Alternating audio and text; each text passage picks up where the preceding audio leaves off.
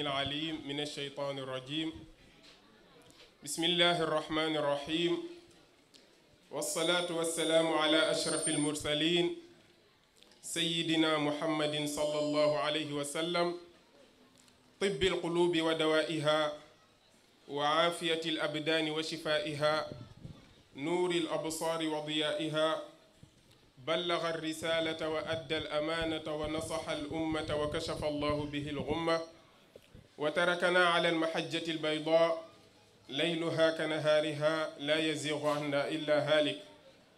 عذرا رسول الله صلى الله عليه وسلم إن قصرت في وصف فإن جمالكم لن يوصفا جاءت قديما ذرة من نوركم قد جمل الرحمن منها يوسفا تكفيه لقيا في السماوات العلا وبحضرة الرب الجليل تشرفا يكفيه أن البدر يخسف نوره لكن نور محمد لن يخسفا رب اشرح لي صدري ويسر لي أمري واحلل عقدة من لساني يفقه قولي السلام عليكم ورحمة الله تعالى وبركاته mbokki jullit yi ginnaaw bu ñu sante yàlla julli si yonent bi sallallahu alayhi wa sallam ñu ngi am mbégte janoowaat ak yéen fii si ñaareelu bis si liggéey bi nga xamante ne door nañ ko depuis démb ñuy woyal liggéey bi rek si suufu thème bi nga xamante ne moom la ñu tànn si édition ren bi muy 19e édition muy l'islam religion de culte et de culture al islaamu diinul ibada wa saqafa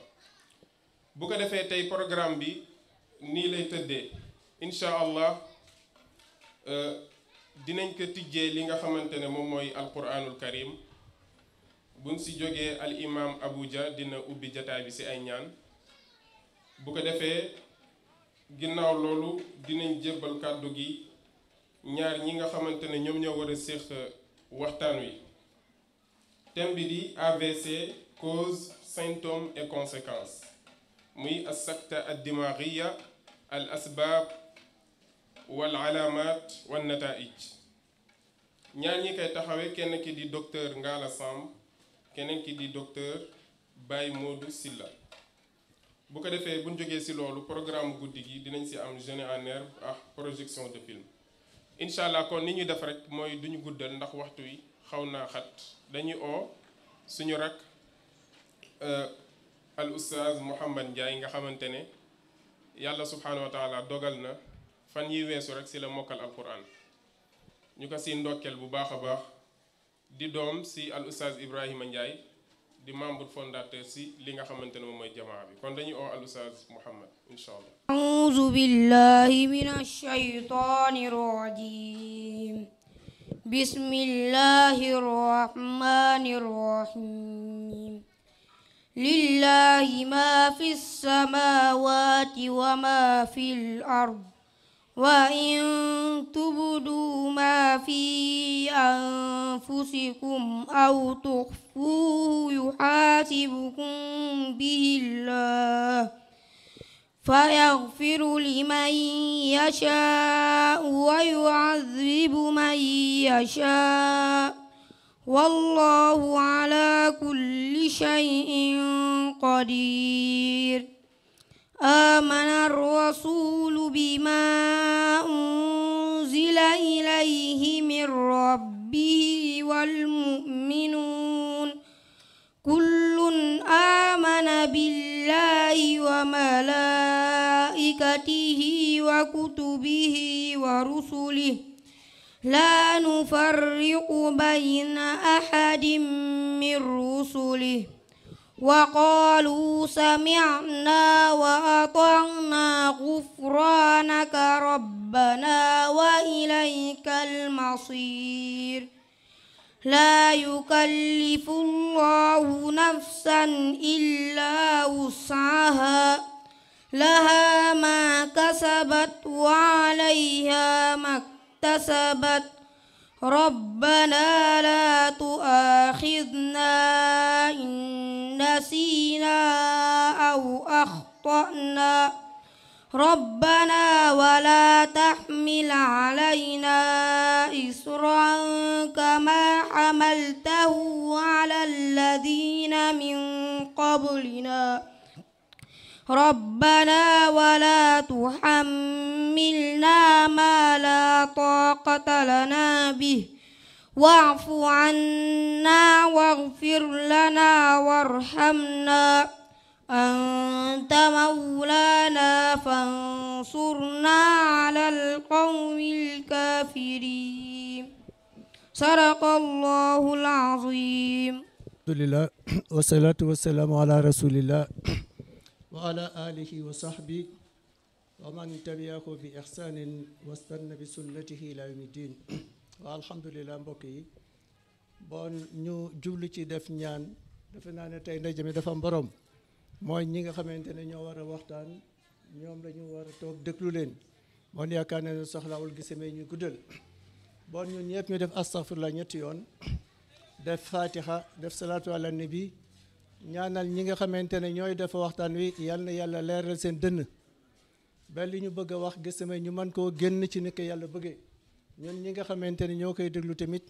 mais yàlla may ñu ay xol yoo xam ne yi gisemee ñooy dégg bañ a déggee gisemee ay nopp yal na yàlla barkeel jotaay bi yàlla defal ñu ko ci suñu misaanu xasanaat ngeen jégalu bismillah ñu def astaghfirullah ñetti yoon def fatiha def salaatu ala nabi bismillah.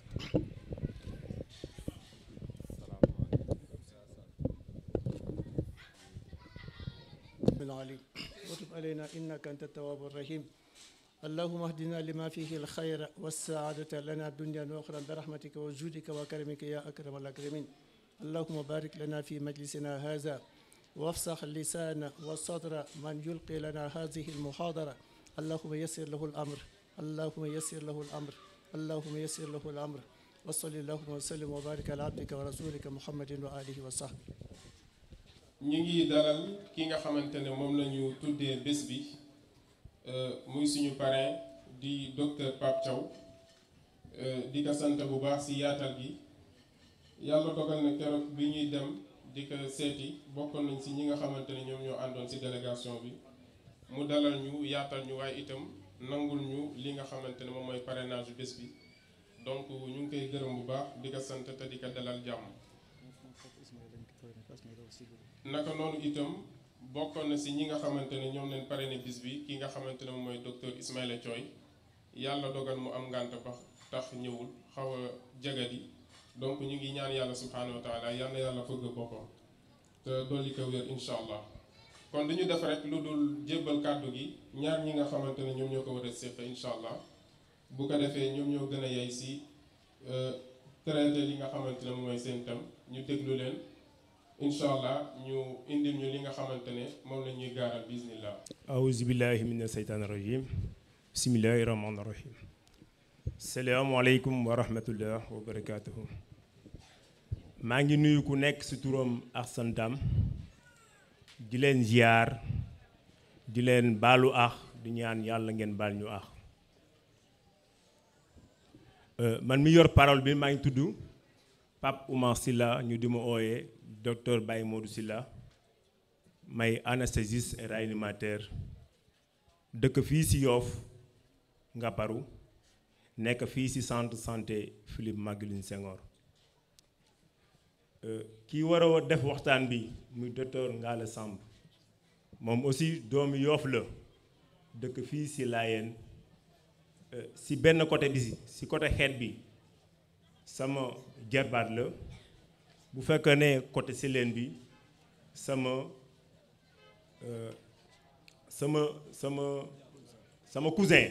cousin la parce que moom mooy sama jaam sama pap mooy ndijaayam kon dañ ko ñaanal yàlla rek yàlla na ko yàlla jàppale yàlla na ko yàlla dëgëral di ñaan aussi ci occasion boobu suñu borom waxtaan bi nga xam ne parce que nañ ko fi def yàlla dëgëral ñu ubbi suñu dënn ba lépp lu ñu fa bëgg a wax à travers suñu làmmiñ yàlla leeral ko ba mu mën a dugg seen nopp te bu duggee seen nopp ba demee seen kër ngeen mën ko jariñoo loolu rek moo ci am sens loolu moo waral bésu tey bi suñu conférence bi dina utiliser ay mots ou bien ay phrases yoo xam ne dina yomba lool parce que thème bi dafa diis mais su ko yàlla dogalee dina ko may mu utiliser ay termes yu oyof boo xam ne képp ku fi jógee rek doon relais soo ñibbee sa kër nga mën a waxtaan ak sa waa kër de ce fait li nga xam ne moom la AVC bi def d'ici quelque temps mu mën a sori. beneen bi dañuy sant yàlla bu baax a baax di gërëm di ñaanal aussi mouvement bi waa Jami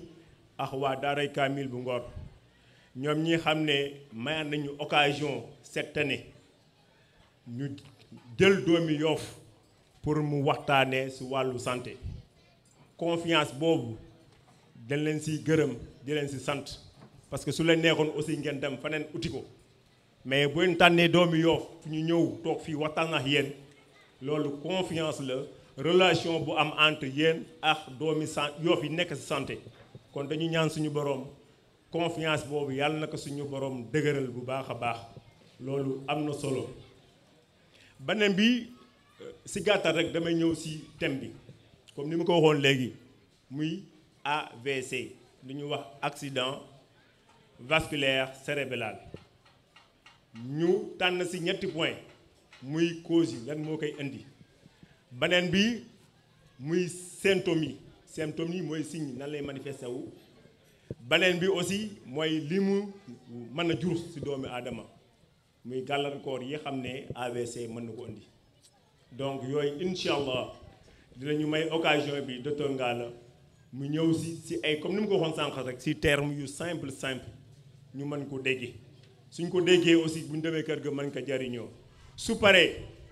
bu fekkee ne am na ay contribution ñu déglu leen bu fekkee ne am na ay question ay laaj ñu déglu leen suñu paree luñ si mën a répondre dinañ ko mën a répondre loo xam ne aussi mënuñu ko répondre aussi dinañ ko tënk bu ñu demee def ci ay saytu bu ñu amaatee occasion bi jox leen résultat yi. donc daal loolu laa amoon ci ubbee jox ki xam ne moo war a animer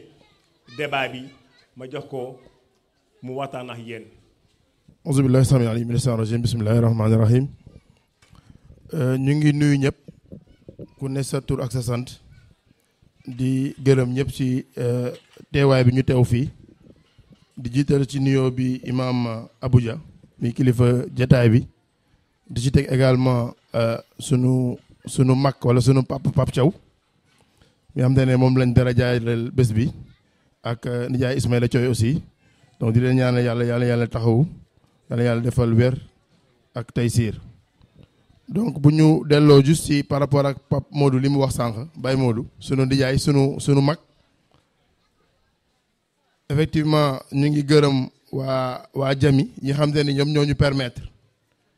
à ce que ñu mën a ñëw fii waxtaane ci loo xamante ne ni wàllu wér-gu-yaram la. donc waxtaan wi nag waxtaanu conférence la donc waxee conférence moom mooy waxtaan la ñuy def rek jàngalewuñu dañuy partager ay connaissances. donc ñu ngi gërëm effectivement ñi organiser li muy waa Jami ak waa Daaray Kaamil bu Ngor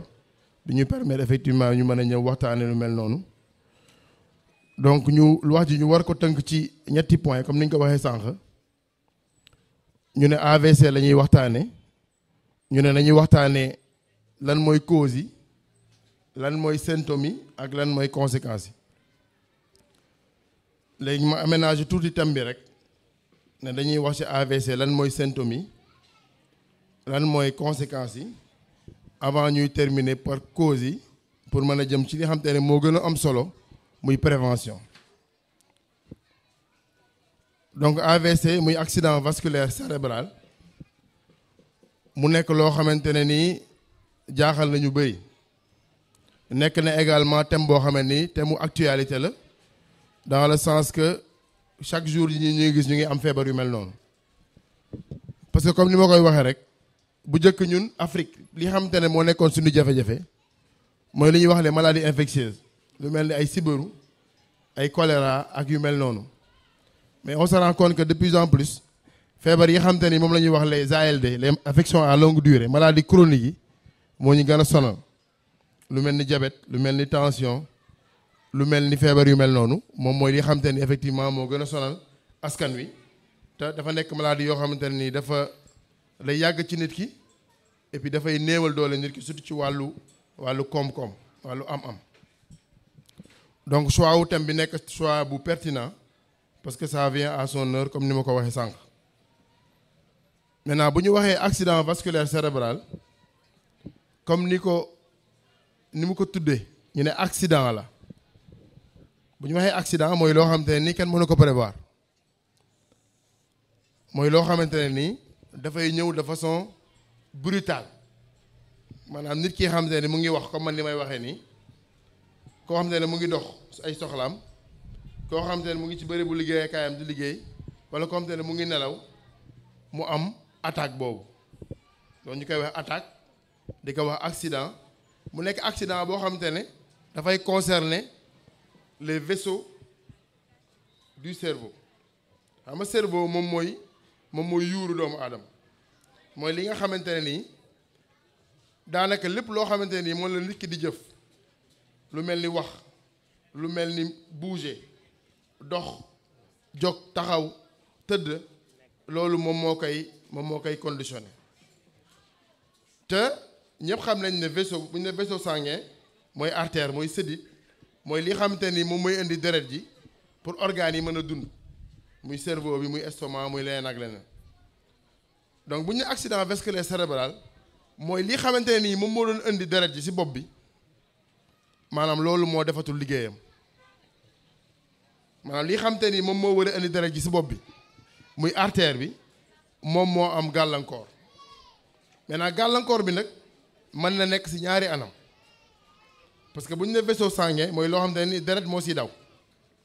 soit sëdit bi dafa fatt maanaam am na loo xamante ni moo fatt sëdit bi ba deret bi yeggatul fi mu war a yegg bu boobaa day créer accident bi nit ki am AVC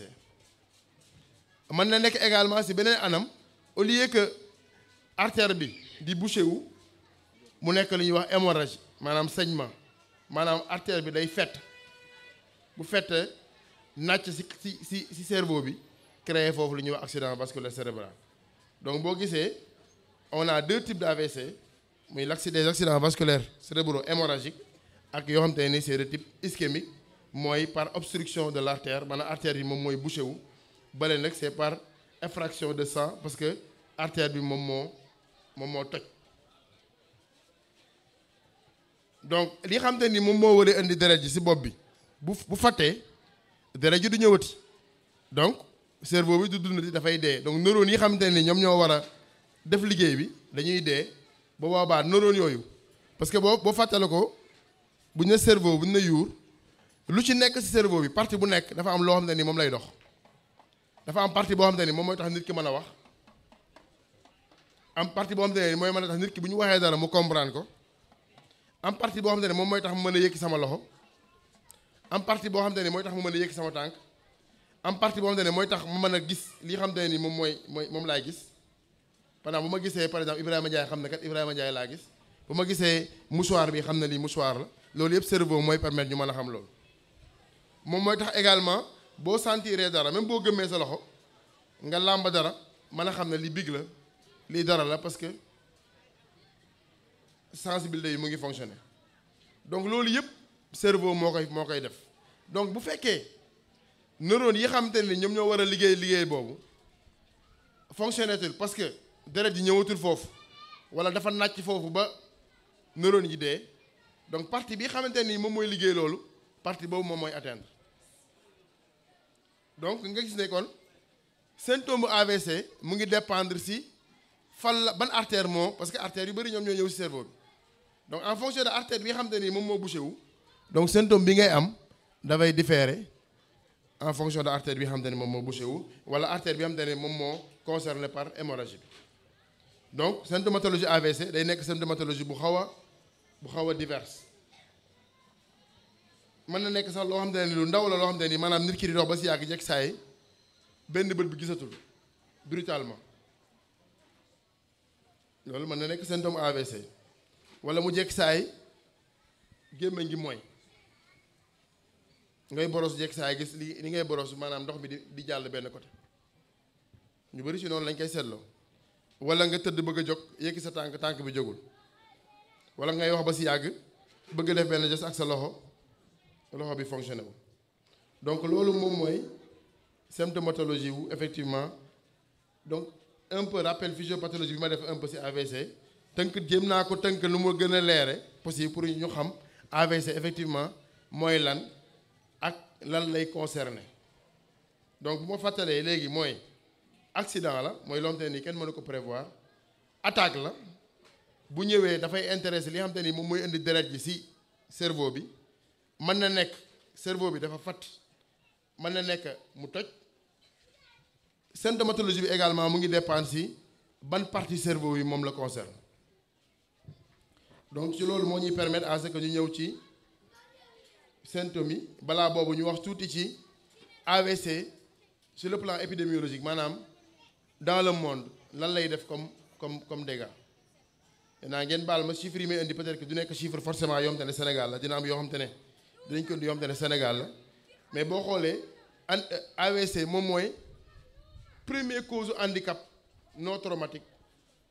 si koo xamante ne nii mag la. bu ñu nee handicap non traumatique mooy handicap boo xamante ne nii accident beneen façon woon ko maanaam loxo bu damm tànk bu damm wala loxo bu damm wala yu mel noonu. donc la plupart des personnes yi nga gis ñu handicapé yëpp AVC moo leen ko indil bu fekkee nekkuñu lu xam ne ni damm la wala nga am feebar boo xamante ne nii feebar boo xamante ne daf lay làggeeloo. am na feebar boo xamante ne moom la ñuy wax feebaru naax xam nga naax souvent bu ñu koy wax dañuy jàpp ne maanaam nit ki dafa magal rek moo tax mu commencé naax commencé fàtte. mais naax mën na nekk feebar bien que nit ki buy màgget dafay am maanaam mémorisation bi maanaam capacité cognitive am dafay wàññeeku day fàtte yenn yi loolu mën na nekk ci évolution normalu vieillesse mais da ngay gis koo xam ne par exemple 60 ans la am magam bu fi ne am 75 ans moom mu koy gën a fàtte par exemple xam nga loolu normal donc loolu day dugg ci cadre démence wala muy fàtte wala muy def ay comportement yoo xam te ne dañuy xam ne lii kat normalul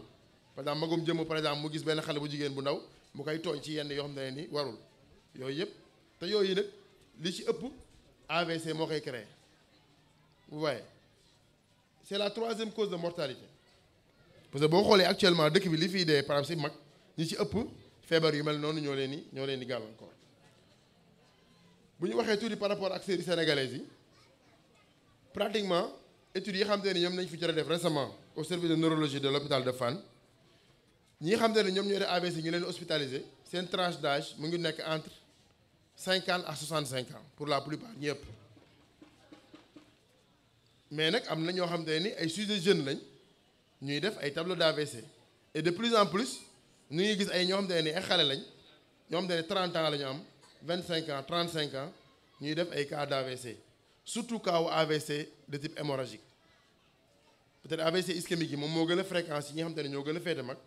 mais AVC hémorragique yi en général xale yu koy am yëpp ñu ci ëpp yu mel noonu la ñuy am. en général également AVC ku am boo jëlee fukki yi téeméer bi juróom fukki yi daanaka dañ siy jëlee laago am na ñuy am AVC récupérer waat seen activité récupérer waat seen motricité mais dans 50% des cas nit ki du da siy jëlee laago et souvent également AVC nekk na loo xamante ne également c'est très mortel et souvent 20% des patients yoo xam ne dañu am AVC dans le mois qui suit AVC bi dañuy décéder. beneen facteur également bu gën a important mooy le coût financier bi nga xamante ne nii moom la AVC effectivement di am comme ni ma waxee sànq accident la lu kenn dul prévoir la te souvent buy ñëw ça demande des moyens. Il y a une étude qui am na étude boo xam te ne defoon nañ ko au niveau de l'hôpital Fann pour évaluer un peu lan mooy coût moyen wu ku def AVC et rapidement on s'est rendu compte que en moyenne nit ki mën na dépenser 400 000 francs bu defee AVC donc loolu bu dalee koo xamante ne nii waaju ko lekk lu ñuy waaj donc bu dalee njaboot goo xamante ne nii doy na waar dina nekk loo xamante ne effectivement lu doy waar lay doon d'accord. maintenant pour ñëw tuuti ci signe AVC comme ni am na yu ma ci jot a wax sànq maanaam nit kuy dox ba ci yàgg jekk saay kanam gi mooy maanaam kanam gi benn côté bi paralysie loolu mën na nekk signe d'AVC mais particularité AVC xam nga mooy lan parce que signe yi may wax yëpp mën nañ ko gis ci yeneen feebar li may bëgg a wax yëpp mën nañ ko gis ci yeneen feebar mais particularité yi mooy comme ni wax sànq accident la maanaam c'est loo xam ne day ñëw brutalement ça loolu mooy caractéristique principale u AVC maanaam loo xam te la du maanaam day ñëw ndànk-ndànk ñu ne non kañ la commencé démb la commencé non kañ la commencé sànq si suba la woon mu ngi doon dox ay soxlam sànq la ko dal léegi la ko dal donc nekk la loo xam te ne nii lu brutal lay doon donc nit ki xam te ne dafa jekk saay gémmiñam mooy loolu mën na nekk symptôme AVC nit ku jekki saay loxo bi mënatu ko utiliser comme ni mu ko doon utiliser jekk saay bëgg yëkki loxo mënatu ko yëkki bëgg yëkki tànkam mënatu ko yëkki loolu yëpp mën na nekk symptôme AVC également symptôme bu gën a fréquent aussi bu fréquent tam mooy les troubles de la parole maanaam nit ki jekk saay rek mënatul wax wala wax ji nit ñi duñ comprendre te la lay wax comme si dafay làkk beneen làkk loolu tam mën na nekk suñu AVC donc trouble de la parole bi mën na nekk ci wax nit ki comprendre maanaam ngay wax nit ñi duñ comprendre li ñuy wax mën na nekk également nit ki jekk saa yi mel ni comprendre otul li ñuy wax maanaam boo ko waxee di mu yaakaar ne leneen nga wax loolu la ñuy wax aphasie de compréhension ak également aphasie de Broca ak de Wernicke donc loolu classiquement moom mooy signes yi xam te ni moom ngay gën a gis ci AVC mais comme ni ma waxee sànq symptômes yi dafa varié maanaam lépp mënuñu ko décrire parce que comme ni ma waxee sànq xam nga cerveau doomu aadama lépp lu nekk ci nit moom moo koy fonctionné la donc nit ki mën na def ay AVC yu raar yoo xam te ni territoire bi mu intéressé peut-être que la muy dox day nekk lu sew loo xam te ne nii peut-être loolu mooy nekk problème mu nekk AVC donc nekk na symptomatologie également boo xam te ne nii bu xaw a diverse la donc loolu moom mooy effectivement symptômes yi ñu mën a am ci koo xam te ne nii effectivement dafa def accident vasculaire cérébral donc symptôme d'alerte yi mooy faiblesse ou paralysie maanaam nga jëkk saa yi loxo bi paralysé carrément wala li mu doon liggéey mënatu ko liggéey nga sentir ne doole bii mu amoon tànk bi wala loxo bi amatu ko que ça soit mu nekk sa kanam nga sentir ne kanam gi c'est comme si dafa mel ni dafa xaw a diis loxo bi mel ni ku diis mu nekk tànk bi wala moitié corps bi souvent loolu lay intéressé souvent côté droit bi yëpp moom mooy paralysé ndo loxo bi du mën a fonctionner tànk bi du fonctionner également gémmiñ gi mooy soit mu nekk côté bi wala mu nekk côté bële wala nga jëkk saa yi mënatuloo wax wala wax ji du leer comme ni ma waxee sànq wala nga jëkk saa yi gis-gis bi wàññeeku mais de façon brutale xam nga gis-gis bu wàññeeku mën na nekk myope mën na nekk leneen ak leneen mais loolu da ngay gis ne lu progressif lay doon day wàññi naa mais nga jëkk saa yi rek ki yoo xam ne mu ngi gis na jëkk saa yi rek bëdi mel ni gisatul loolu en général mën na nekk symptôme AVC wala ni ko xam te ne dafa jëkk saa yi bien que paralysé wul mais dox bi jekk saa yi rek mënatul dox carrément wala mënatul am équilibre maanaam bu taxawee day mel day daanu soit day miir wala bu taxawee ŋaayewul tànk yi mën na daanu loolu tam mën na nekk symptôme AVC également nit ki mën na jekk saa yi rek am benn céphalée bu intense maanaam jekk saa yi rek bopp bi di métti boo xamante ne nii mari day taali comme te ne mosul am problème bopp buy métti jekk saa yi rek mu am benn attaque bopp bi di métti boo xamante ne nii te souvent dafay ànd ak wàccu la plupart des te nit ki bu wàccoo souvent daf koy soulager loolu c'est un symptôme qui est caractéristique des AVC hémorragiques surtout donc loolu mooy un peu symptômes yi nga xam te ni moom la ñu woon nañ ko partagé am na yu gën a divers loolu comme ni ma waxee sànq mais loolu mooy yi xam te ni moom moo ci gën a classique maintenant conséquences yi am na yu ma ci wax sànq première conséquence bi moom mooy handicap bi muy créer si nit ki maanaam koo xam te ne par exemple mu ngi doon liggéey gis nga si ñu bëri ñoo xam te ne ay liggéeykat la ñu woon toi tailleur la ñu woon wala maçon la ñu woon wala mool la ñu woon xëy rek def AVC paralysé mënatuñu liggéey te loolu dafay am impact bu baax si socialement économiquement li nga xam te ne moom la famille bi di dundee donc am na kër yu bëri yoo xam te ne nii tas na wala dugg nañ si ay situation de pauvreté yoo xam te ne nii yu feebar yu mel nii moo leen ko indi donc loolu conséquence la parce que à cause de handicap boobu beneen conséquence bi comme ni ma waxee sànq mooy en terme d'impact financier mais surtout dans l'immédiat nit ki xam te ne dafa def AVC war a débourser léegi benn somme bu xaw a colossal ñu ne léegi kat war nga def scanner ñu ne la 40 000 francs la ñu ne la kat war nga def bilan écologique lii ak lii la donc si koo xam te ne nii waaju ko amul moyen dina nekk effectivement lu am solo maintenant conséquences yi également mooy nit ki bakkanam mën na rot tam parce que AVC mën na la indi ci trouble de la conscience loolu waxuma ko sànq symptômes yi mais nit ki mën na jekki saay rek dugg dans le coma AVC mën na def loolu surtout dans les cas des AVC hémorragiques maanaam bu fekkee dafa nàcc surtout AVC yi xam ne dafay nàcc souvent nit ki dafay dem day am perte conscience nekk dans le coma te coma bu ñu waxee coma moom mooy que nit ki mën na fa jaare bu fekkee amul faj bu teel rek nit ki mën na si jaare faatu donc conséquences yi yooyu lañ amoon yoo xamante ne mën nañ ko génn am na yu bëri conséquences yi bëri na parce que comme ni ma waxee nit ku xamante ne nii mu ngi doon dox ay soxlam mën a defal boppam xëy rek lu mel ni dal ka dina am benn impact bu baax bu mu am ci jeexit bu mu am si dundam par rapport ak li nga xamante nii moom moo war a ñëw loolu moom moo ñuy permettre ñu dem ci point wu cause yi maanaam lan mooy indi AVC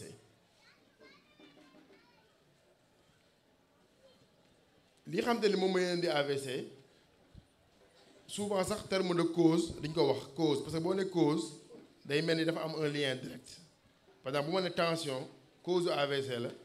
day mel ni képp ko am tension rek dafay am AVC alors que nit mën na am tension te du am AVC donc loolu moo tax terme bi gën a approprié mooy les facteurs de risque maanaam facteur de risque AVC maanaam est-ce que maanaam feebar bi ku ko am kat am nga un risque multiplié par 10 par 4 de faire un accident vasculaire cérébral donc ci facteur de risque yooyu noonu am na ay facteurs de risque yoo xamante ne nii kenn mënu ko modifier maanaam loolu nit mënu ko changer lu ci mel ni âge xam nga nit ki bu fekkee da ngay jëm mag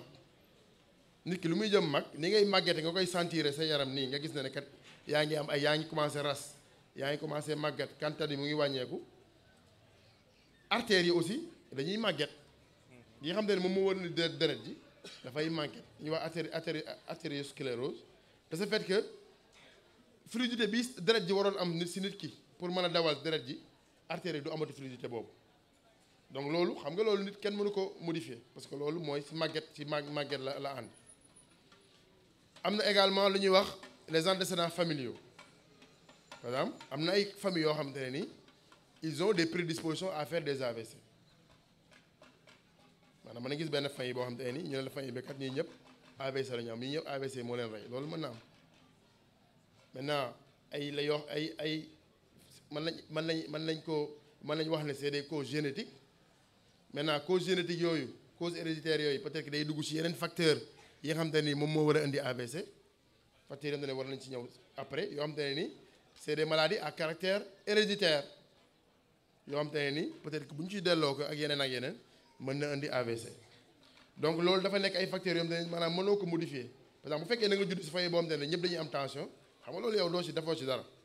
donc loolu kenn mënu ko modifier ngay màgget moom kenn mënu ci dara mais nag majeure partie wu facteur de risque AVC nit mën na ko changer maanaam nit mën na fagaru ba loolu doo ko am facteur bi nga xam ne moo ci jëkk AVC mooy hypertension artérielle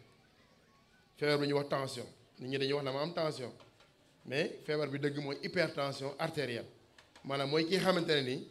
tension parce que normal tension la pression artérielle mooy lii tax deret ji mën a daw normalement ci yaramu nit ki pression artérielle boobu dafa am benn seuil boo xamante ne waru ko dépasser maanaam li ñuy wax dafa am des valeurs normales par exemple nit ki tension am warul dépasser pour la diastolique 8 pour la systolique 12 12/8 moom mooy tension bu normal ñuy wax 12/8 maintenant nit ki bu fekkee da nga am tension rek am hypertension artérielle mooy que yow sa tension mënatul wàcc en dessous de 8 en dessous de 12 pour la systolique maanaam kooku tension am day yéeg chaque instant maanaam tension mënut parce que loolu li tax mu mën a mu mën a toog 12/8 am na lu koy réguler maintenant si ki xam ne dafa hypertension lii war a réguler tension boobu moom moo marché tul donc kooku tension am dafay yéeg tout le temps te ko am tension bi yéeg tout le temps da nga war a faju donc tension nekk na loo xam ne dafay multiplier par 2 le risque de faire un accident vasculaire cérébral am na également maladie cardiaque yoo xamante ne ni par exemple nit ki mën nga am maladie cardiaque yoo xam ne dafay dégager dafay yónni li ñuy wax ay embol parce que sànq wax naa ne AVC li koy indi mooy artère bi mën na fatt maintenant lan moo koy fatt li koy fatt caillot de sang lay doon caillot boobu noonu mën na nekk nit ki dafa am feebaru cœur boo xam te ne nii moom mooy créer ce qu'on appelle des cardiopathies boo xam te ne nii mën na créer ay embol yi dem ba si cerveau bi bloqué artère bi mën na nekk wala nit ki dafa am cholestérol bu bëri par exemple nit ki bu fekkee dafa am graisse bu bëri am cholestérol bu bëri loolu également mën na am na ay embol graisseuse yoo xam ne mën na dem ba graisse bi mën na dem ba bloqué fatt artère boobu donc bu fekkee da nga am maladie boo xam te ne nii ay arythmie cardiaque par fibrillation auriculaire mën nga am hypertension artérielle boobu nag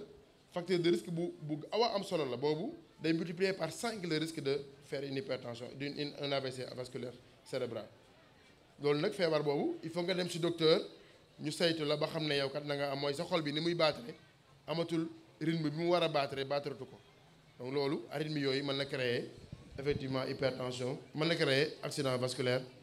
cérébral.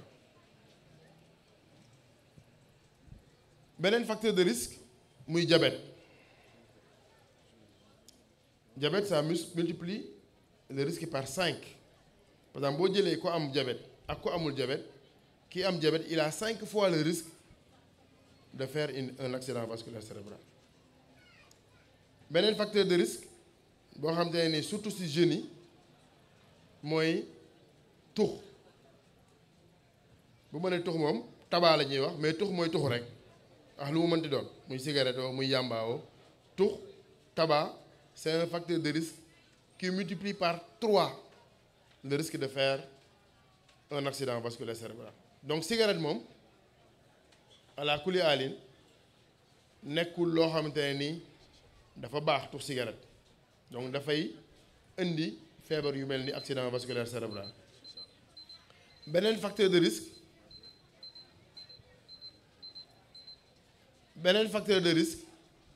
mooy obésité maanaam nit koo xamante ne dafa am yaram trop parce que loolu yëpp la ñuy wax les facteurs de risque cardiovasculaire maanaam bu ñu nee nit ki dafa am ay facteurs de risque cardiovasculaire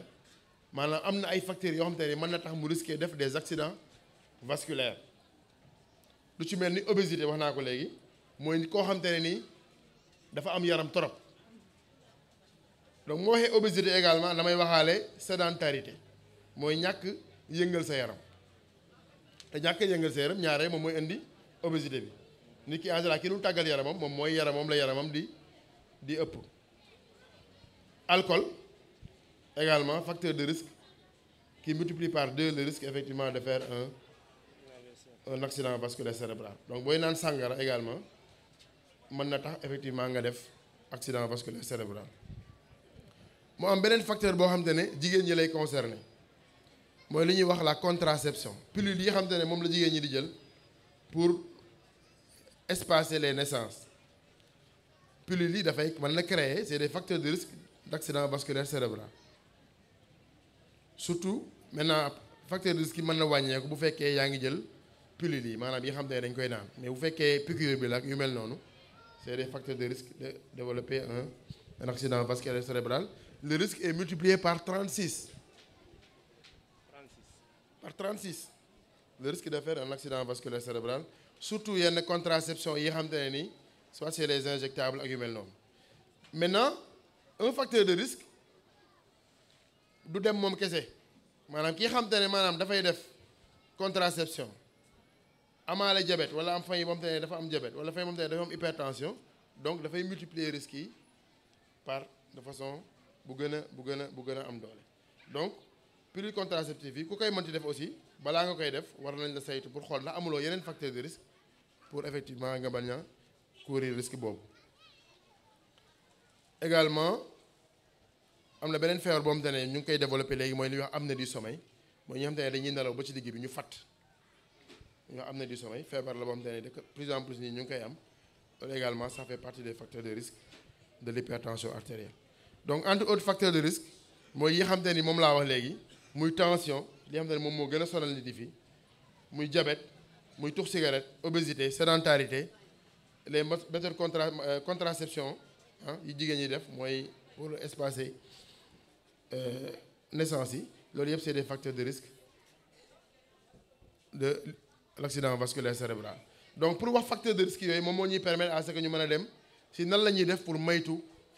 AVC mooy lan la ñuy def pour prévenir AVC. Première chose bi comme ni ma waxee sànq y a des facteurs modifiables ñoo si ëpp facteurs non modifiables yem te ne mënuñu ko changer mooy âge ak antécédents familiaux yooyu mënuñu ko changer mais yi xam ne mën nañ ko changer mooy yi ma wax sànq yëpp nit ki mën na def loo xamante ne ni du def AVC. Premièrement mooy ñu bàyyi tux mooy ñu bañ a tux mooy bu dee bàyyi tux sax mooy que yaa ngi doon tux mooy bañ a tux mooy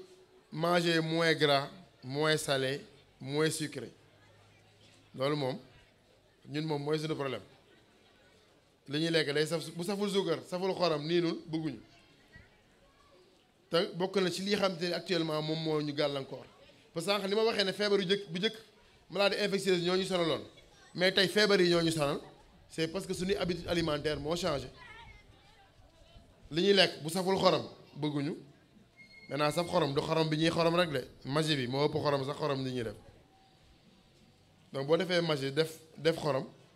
donc xorom si c'est multiplié par xaw ma ñaata sukkar si moom tant que saful sap lu ñu arrêté donc loolu également war nañ ko mettre graisse gi tamit trop gras diwlin ji graisse gi yooyu yëpp ñu wàññi ko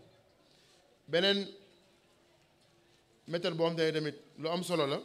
mooy def activité physique mooy yëngal sa yaram te yëngal sa yaram nag moom ñëpp ñoo si yem xaleek magaak ñëpp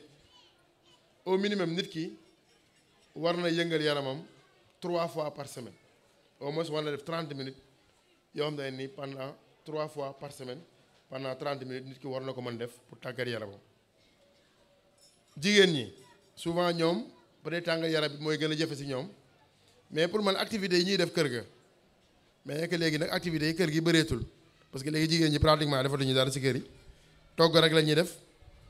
fóot dañuy ut ku leen di fóotal yeneen yëpp dañuy ut ku leen koy defal te loolu nekk na loo xamante ne ni ay activités la yoo xam ne nit bu fekkee mënoo dem def tàggat yaram si ci biti dem entraîner ji mais activités yooyu ngay def si kër gi nekk na loo xamante ne yaa ngi yëngal sa yaram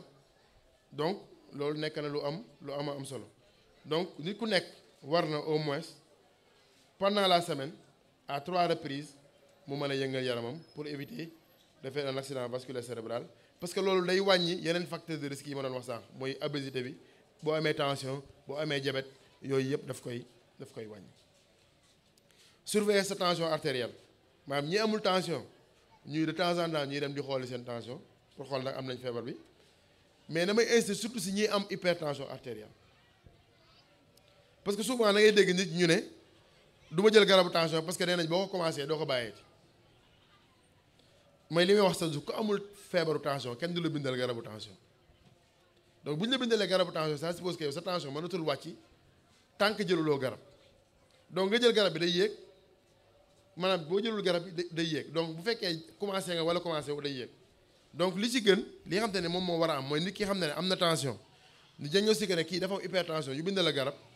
na nga war a jël garab yi faj bi du garab kese am na les mesures hygiéno-diététiques bu ñu la wàññil xorom na nga war a wàññi xorom bu ñu la del def activité physique nga def activité physique bu ñu la wàññil suukar nga def donc loolu c'est valable pour l'hypertension artérielle mais c'est valable également pour le diabète boo amee diabète ñu ne la bàyyi li jafe na c'est très difficile nit ki nga tàmmoon ay affaires yu bëri nga xëy rek ñu ne la bul defati lii neexul jafe na mais nag feebar la ya nga xamante ni man la may wax chaque jour mooy nit ki moom mooy faj boppam mooy que yow yaa xam ne lii sama feebar bëgg ko dama ciy def sama xartang dama ciy def lépp loo xam ne nii dina tax ba du ma def loo xam ne daf koy gàllankoor. Surveiller également les taux de lipides mooy cholestérol maintenant cholestérol nit ñi dañuy jàpp ne ko am yaram rek mooy am cholestérol mais mën na gis koo xam ne nii maanaam il est assez maigre mais boo defee cholestérol yi day élevé donc du forcément ñi nga xam ne ñoom ñoo am obésité ñoom ñoo am risque pour def des cas d'hypercholestérolémie donc loolu daal mooy li xam ne nii nit yi buñ ci bàyyee xel bu baax AVC mën na wàññeeku mooy ñuy tàggat seen yaram lekk gi ñu saytu li ñuy lekk wàññi xorom si wàññi suukar si wàññi lu niin li di saytu suñu yaram maanaam xool ndax am nañu tension ndax am nañ diabète buñ ko amee itam ñu mën a topp faj bi correctement wax naa sànq mbokk jigéen ñi également par rapport à contraception également ñu def ci également attention balaa ñu koy def ñu jël temps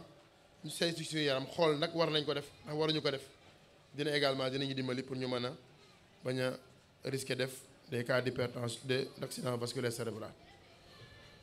donc loolu mooy woon lu ñu mënoon wax par rapport ak thème bi c'est sûr que gën na yaatu lii mais comme te jotaay bi dafa xat donc loolu lañ la woon nañ ko génn rek donc li ci gën a important mooy message de prévention yi parce que jotaay bu mel nii li ci gën a important mooy nit ñi bu ñu demee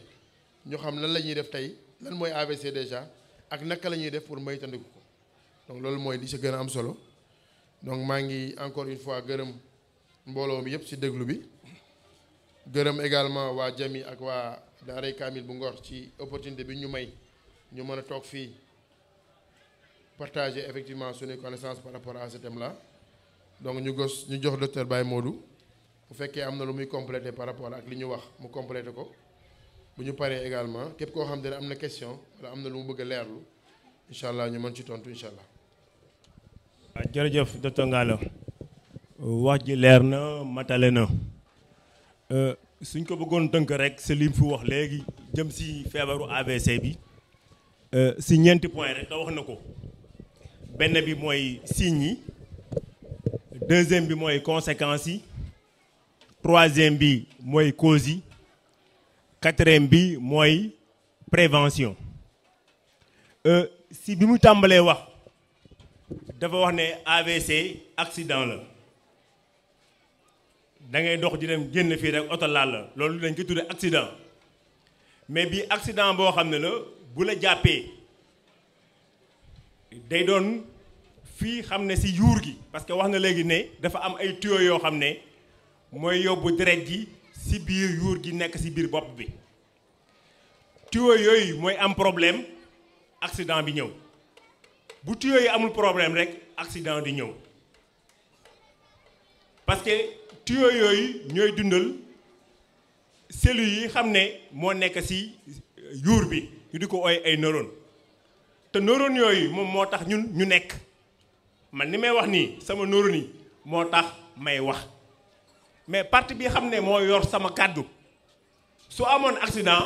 damay muuma du ma mën a wax kon noonu lañ koy comprendre suñu yuur yoon yi xam ne mooy yóbbu deret ji pour dundal cellule yooyu ndax ñu nekk mooy nekk accident léegi signes yi day dépendre si yuur gi foofu xam ne moo am accident bu fekkee ne sama làmmiñ la foofu la laal dutuma wax bu fekkee ne dafa laal foo xam ne moo yor sama fonctionnel sama loxo yi foofu aussi damay am laago si côté boobu kon noonu lañ koy comprendre mu wax ne bari na ñaari façon lay dikkee benn bi mu ne yoon boobu tuyau yi xam ne mooy conduire deret bi jëm ci cerveau bi mën na am bouchon lu koy bouché mooy lumbu deret su ko lumbu deret bouché cellule bi fi mu nekk neurone bi dafay dee beneen bi mën na doon yoon yi xam ne ci la deret bi jaar mu fissuré mu pété su pété ne dafay andi lu ñu wax nàcc boobu ci biir yuur bi dafay def benn compression dafay bës foofu ba xam ne li nga xam ne moom la war a liggéey ci doomu aadama wi duutu ko liggéey kon dañu comprendre AVC ñaari façon yooyu lay ñëwee ci doomu aadama muy accident. beneen bi mu wax ne sur le plan épidémiologique nekk na handicap boo xam ne nit ki dutul yëngatu loolu nekk na ko AVC bu la jàppee day def loolu dina nekk aussi genre démence mooy nit ki dafay perdre réseau en quelque sorte ni ñu ko mën a waxee dutul nekk dafay bari ay manque yoo xam ne day am ci nit ki beneen bi aussi ne dina nekk conséquence mortalité parce que ABC bari na ñu bari ñoo xam ne su la jàppee comme ni ma ko waxoon léegi rek su defee quelques fan mbaa quelques weer mën a faat doomu aadama bi kon loolu aussi laaj na aussi ñu bàyyi si xel souligner ko ñi muy faral di jàpp dañuy hospitaliser ay mag lañu ñu si bari surtout AVC ischémique boo saytoo sonni at di dina teg lu mat 50 à 65 ans le plus souvent ñooñu personnes âgées yooyu lay faral lu bari di jàpp léegi bu ñu ñëwee si signes yi comme ni ma ko waxoon léegi ni muy manifester si doomu aadama bi comme ni ma ko waxoon rek mooy ça dépend fi muy jàpp si yuur gi mën na ñëwee si koo xam ne dafay xëy rek gémmiñ gi daal di mooy mu ñëwee si koo xam ne aussi dafay xëy rek cër yi bañ soit mu nekk loxo yi mbaa mu nekk tànk yi mbaa mu nekk genn wàllu yaram bi yooyu ay signes yoo xam ne la bu la AVC bi jàppee rek loolu mën na ñëw si doomu aadama bi man na wax na aussi am na ñoo xam ne daf leen di def métti bopp bu tar loolu aussi signe la parce que métti bopp li ko mën a andi bari na mais métti bopp boo xam ne boo jëlee garab mu té war nga mën a xoolaat sa bopp donc war nga mën a bàyyi xel si lu ñuy wax AVC mën a doon aussi trouble de la vision gis-gis bi dafay da ngay xëy rek gis-gis bi bàyyi parce que bi ñi am trouble de la vision ñooñu day ñëw progressivement da ngay xëy ba ay fan sa gis-gis bi di wàññeeku mais bii day ñëw rek d'un seul coup yooyu aussi ay signes yoo xam ne bu ñëw si yow war nga mën a fagaru bu ñëwee si deuxième point bi muy conséquences yi wax na ko sànq bii si gën a am solo mooy importance fonctionnelle bi muy def si doomu aadama bi nit ki dafay cëram dafay wàññeeku te nit ki bu cëram wàññeekoo rek dina bari ay manque yu am si moom bu fekkoon dafay liggéey ba mën na yàqu bu fekkee ne dafay xalaatam aussi mën na wàññeeku donc loolu lu am solo la si conséquences yi xam ne AVC daf koy joxe. beneen bi ñëw na si mu ne le coût financier souvent gars yi dañ koy fàtte parce que dafa metti ku def AVC rek boo demee lu la jëkk a wax docteur bi koy jëkk a gis lu mu koy wax na def scanner te ñëpp xam na ne actuellement scanner dafa seer lu mu néew di nga dépenser 40 000 mooy juróom-ñetti junne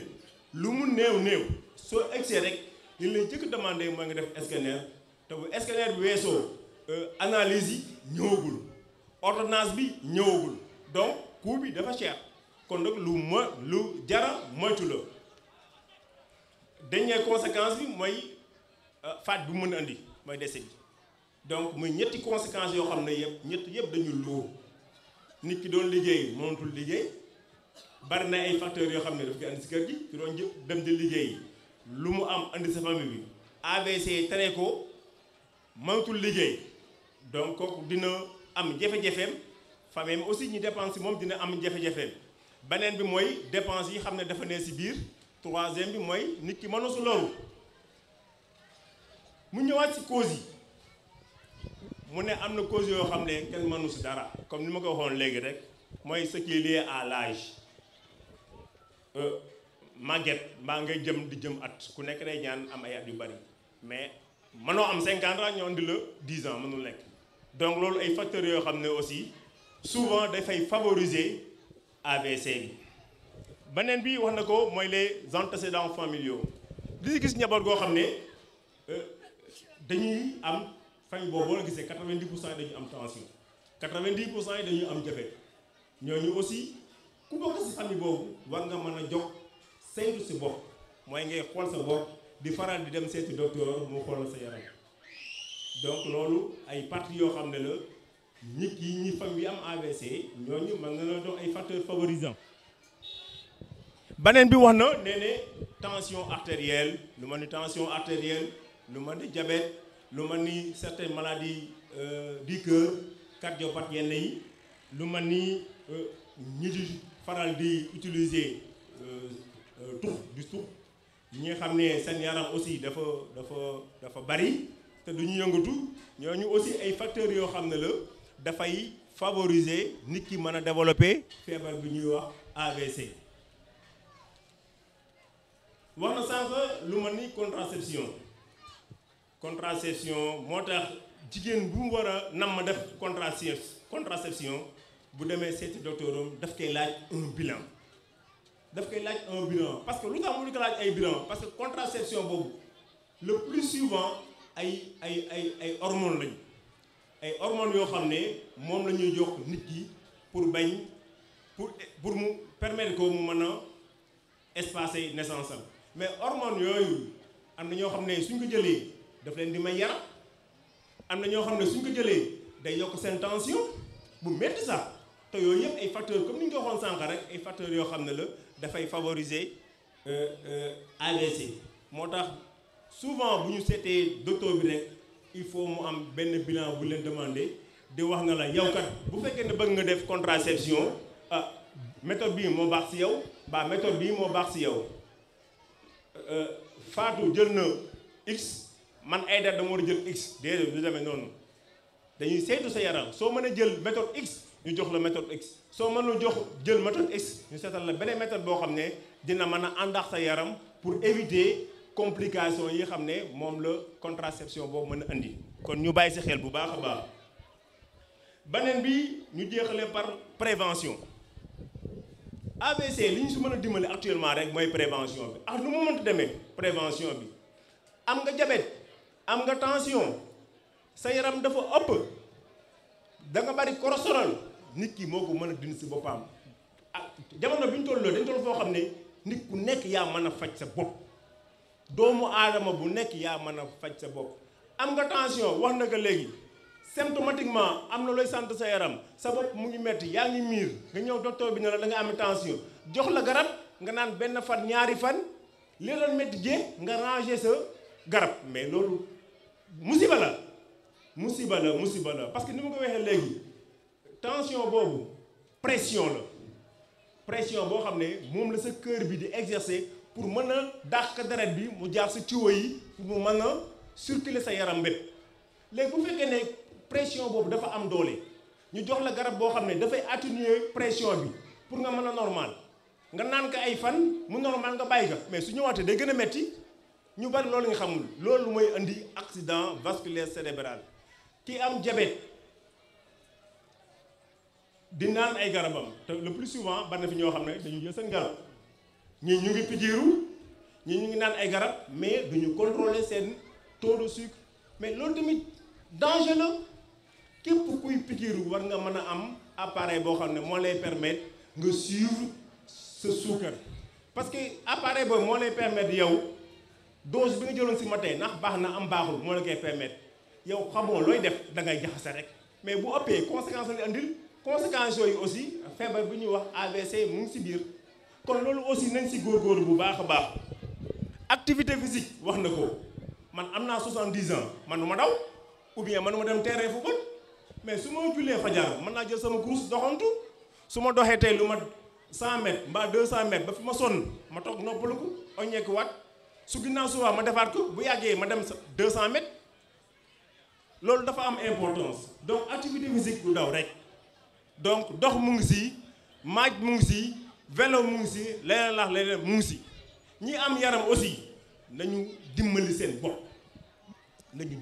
bopp am na dëkk boo xam ne sorwul fii mais actuellement boo demee 90% seen si nit ñi dañu am yaram te yaram yooyu ay conséquences yu bon feebar yi nga la wax léegi muy maladie chronique muy tension diabète mu nga fa am pagaille te conséquence lan la ay mutilation rek ñu def AVC ay fan ñu décédé ñi ñu dagg seen tànk loolu rek moo fa nekk donc yaram bu ëpp baaxul ci doomu aadama nañ koy saytu di ko saytu su ëppee nañ ko wàññi beneen bi cholestérol bi aussi wax na ko nee ne du ko am yaram rek moo am cholestérol loo xam ne suñu yaram moo koy tëggaw par rapport à li ñuy lekk mu nekk suñu yaram mais war nañ mën a day di ko saytu su ëppee ñu wàññi ko su normal ñu dox ak moom donc loolu am na solo beneen bi wax na ko mooy ñiy jëfandikoo lu mel ni alcool ñiy jëfandikoo lu mel ni tabac xam nañu baaxu si benn côté baaxu si du AVC rek mais li muy créé si yaram doomu aadama dafa bari kon loolu aussi suñ ko mënee éviter nañ ko bàyyi